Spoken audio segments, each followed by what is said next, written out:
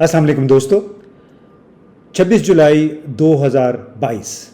ये दिन पाकिस्तान की तारीख़ में अक्सर लोगों को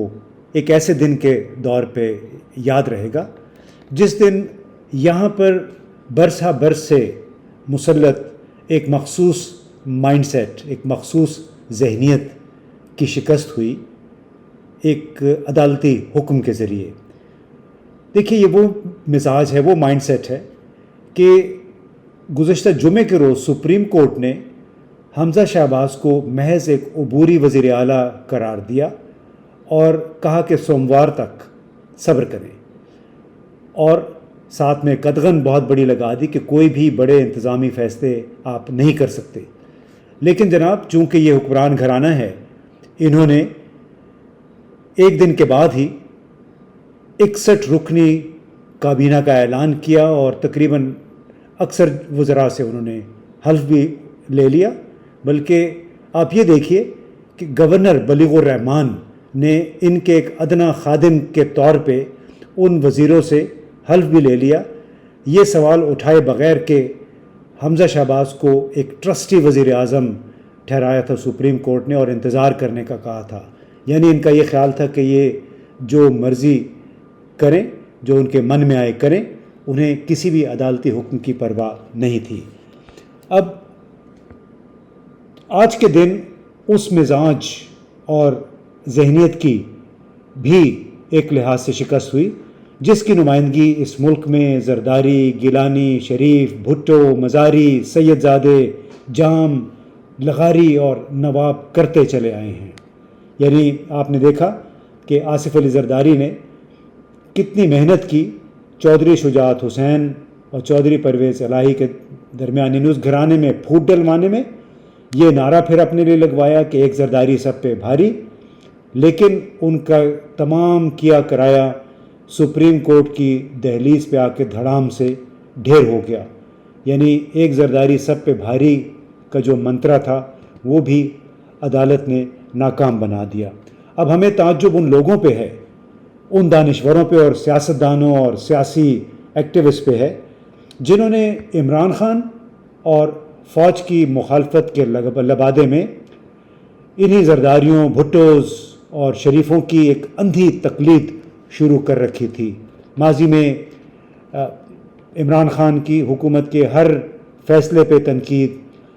10 रुपये का पेट्रोल की कीमत में इजाफ़ा, उस पर तनकीद, बिजली की कीमतों में इजाफे पे तनकीद, कोई भी कदम वो उठाते थे तो चूँकि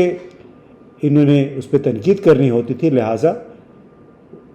उनके हवारी बन के, यानी मुस्लिम लीग या पीपल्स पार्टी के हवारी बन के वही बातें करते थे जो इन जमातों की क़यादत करती रही है। उनके नज़दीक अरकान असम्बली को अमलन अगवा करना, उन्हें सिंध हाउस में रखना जैसे कौमी असम्बली के अरकान को रखा गया था जो मुनहरिफ अरकान थे PTI के, मैरियट होटल में बाद में उनको मुंतकिल किया गया, और लाहौर के मकामी होटलों में पंजाब असम्बली के अरकान को जिस तरह महबूस रखा गया, फिर बसों में दोनों मरतबा, अब मई के महीने में भी और अभी 2-3 दिन पहले भी बसों में उनको डाल के बाकायदा निगरानी में पंजाब असम्बली तक लाया गया। तो जितने भी हमारे बहुत सारे दोस्त थे मीडिया में, सियासत में और समाजी हलकों में, उनके नज़दीक ये कोई चीज़ बुरी ही नहीं है, उनके नज़दीक ये कोई मायूब अमल नहीं था। अब अजब तमाशा है ये भी कि वो लोग जो रूल ऑफ लॉ की बात करते हैं, कानून की हुक्मरानी की बात करते हैं, अब ये देखिए कि वो लोग हैं कि बाप बेटा को 12 अप्रैल को अदालत का सामना करना था, उन पे फ़र्द जुर्म आयद होनी थी, लेकिन उसी दिन बाप यानी शहबाज शरीफ वज़ीर आज़म बन गए और उसे कुछ अरसे के बाद मुतनाज़ हालात में हमज़ा शहबाज भी वज़ीर आला बन गया। और फिर मरियम सफ़दर को देखिए, एक सज़ा याफ्ता खातून हैं, ज़मानत में हैं, लेकिन वो ताने दे रही हैं अदालत आलिया को, बल्कि अदालत उज़्मा को यानी सुप्रीम कोर्ट को, और उसको जुडिशल कू करार दिया, उसको उनकी साख पे एक धब्बा करार दिया है। और मरियम औरंगज़ेब ने तो यहाँ तक कह दिया कि अदलिया की आज़ादी की तहरीक का दूसरा मरहला अब शुरू होगा। उसके साथ साथ नवाज शरीफ साहब को देखिए, लंदन में बैठे हैं, एक उन्होंने एफिडेविट दिया था शहबाज शरीफ साहब ने نواز شریف کے ایما پہ کہ 6 ہفتے کے علاج کے بعد یہ آ جائیں گے، کیونکہ اس وقت ان کی حالت بڑی خطرناک ہے۔ وہ صاحب بھی لندن سے بیٹھ کے کہہ رہے ہیں کہ پاکستان کی عدالت عظمیٰ نے پاکستان کا تماشا بنا دیا ہے، اور تنزیہ ٹویٹ کے ذریعے تینوں ججوں کو، یعنی جسٹس عمر عطا بندیال، اعجاز الاحسن اور منیب فاروق کو منیب اختر صاحب کو جسٹس منیب اختر کو انہوں نے مبارکباد بھی دی ہے۔ اب ایک اور عجیب بات یہ ہے کہ جب جمعے کے روز چیف جسٹس عمر عطا بندیال نے ججوں کا پینل بنایا یہ تمام مقدمہ سننے کے لیے جو پرویز الہی کی پیٹیشن پہ شروع ہوا تھا، اس وقت مسلم لیگ نے اس پینل پہ کوئی اعتراض نہیں کیا۔ اس وقت انہوں نے فل کورٹ کی کوئی استدعا نہیں کی، لیکن جو ہی انہیں سوموار کے روز یہ نظر آیا کہ ان کے کیس میں کوئی جان نہیں ہے، ان سے بہت بڑی غلطی ہو چکی ہے، سنگین غلطی ہو چکی ہے، اور محض جتنی مرضی وہ آرگیومنٹس دلائل دے دیں ان کی دال گلنے والی نہیں ہے، تو انہوں نے جناب چونکہ گزشتہ سوموار کی صبح ہی ان کا آغاز جو تھا، دن کا آغاز، وہ ایک بڑی پریس کانفرنس سے ہوا جس میں پی ڈی ایم، وہ جو چوں چار کا مربع ہے، اس کے تمام پارٹیاں اکٹھی ہوئیں، بڑا ایک دھمکی آمیز جارحانہ انداز میں انہوں نے پریس کانفرنس کی، ایک لحاظ سے عدلیہ پہ پریشر ڈالنے کے لیے۔ پھر دن بھر جب سماعت وغیرہ ہوئی، رات یعنی سوموار کے خاتمے کے قریب آدھی رات کو ایک اور پریس کانفرنس انہوں نے کر ڈالی، اور انہوں نے تمام کارروائی کے بائیکاٹ کا اعلان کر دیا، کیونکہ ان کے بقول انہیں انصاف ہوتا دکھائی نہیں دے رہا ہے، یعنی انہیں معلوم ہو گیا تھا کہ دال نہیں گل رہی ہے، لہٰذا بہتر حکمت عملی یہ ہے کہ وہ اس کا بائیکاٹ کر دیں۔ ان کے وکیل عدالت میں ضرور آئے، کیونکہ اگر وہ اس طرح عدالت میں نہ آتے، جو انور منصور صاحب ہیں اور 3-4 اور لوگ تھے، وہ اگر نہ آتے تو ان کے پھر وکالت کے لائسنس بھی کینسل ہو سکتے تھے اس صورت میں، لہٰذا وہ اطلاع کرنے آئے تھے کہ اب وہ مزید اس کیس کی پیروی نہیں کریں گے۔ 22 جولائی کے عدالت کے فیصلے سے پی ڈی ایم کے اندر کے تضادات بھی کھل کر سامنے آ گئے۔ ایک طرف آصف زرداری صاحب کی وجہ سے چودھری گھرانے میں بظاہر پھوٹ پڑ گئی ہے، دوسری طرف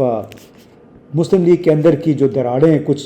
پڑی ہوئی تھی وہ مزید واضح ہو گئی ہیں، اور آپ کو معلوم ہے کہ مریم صفدر نے کچھ عرصہ پہلے یہ کہہ دیا تھا کہ ہم عمران خان کی ہوئی غلطیوں اور اس کے ڈالے ہوئے گند کو کیوں صاف کریں، یعنی انہیں حکومت سنبھالنے پہ کوئی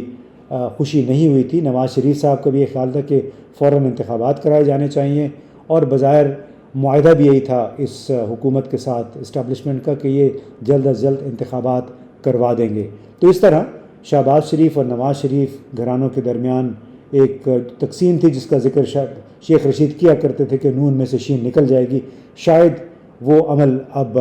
شروع ہو گیا ہے، اور یہی وجہ ہے کہ نون لیگ نے، مریم صفدر نے اور ان کے ساتھیوں نے اب اپنی توپوں کا رخ ایک بار پھر عوام کی پذیرائی حاصل کرنے کے لیے نہ صرف ملٹری اسٹیبلشمنٹ کی طرف موڑ دیا بلکہ خود عدلیہ کو بھی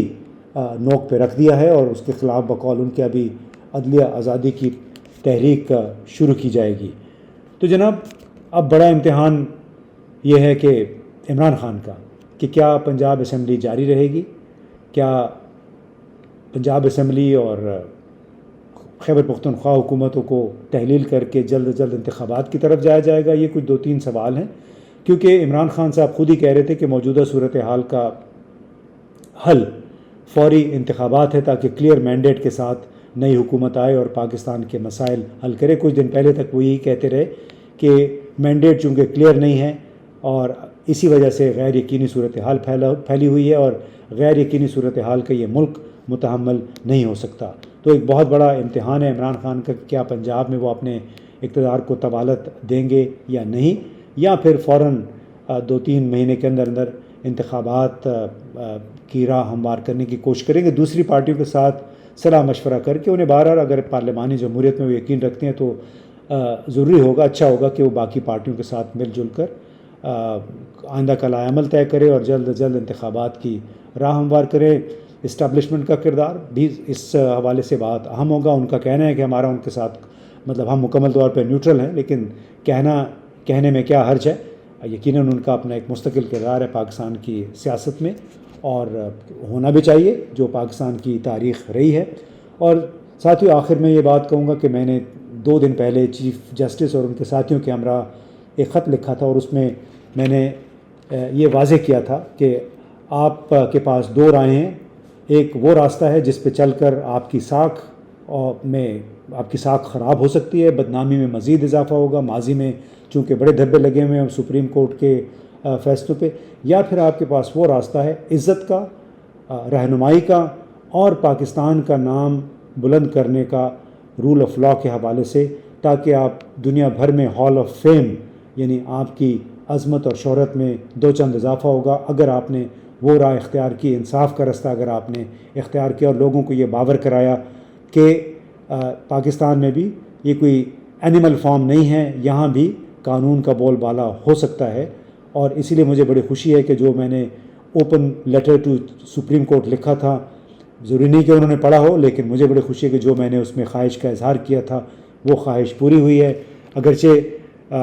مسلم لیگ کا یہ کہنا ہے کہ اس فیصلے سے ملک میں مزید انتشار بڑھے گا، لیکن تمام طرف دار و مدار میں سمجھتا ہوں کہ عمران خان پہ ہے، ملٹری اسٹیبلشمنٹ پہ، اور ان تمام لوگوں پہ ہے جو پاکستان کے فیصلے کرنے میں اہم کردار ادا کرتے ہیں، کہ پاکستان اب مزید انتشار کی طرف بڑھے گا یا انتشار کے خاتمے کی راہ ہموار ہوگی، بے یقینی کا خاتمہ ہوگا، اور اس کی وجہ سے پاکستان کی معیشت اس وقت جو انحطاط پذیر ہے اس کو بریک لگے گی۔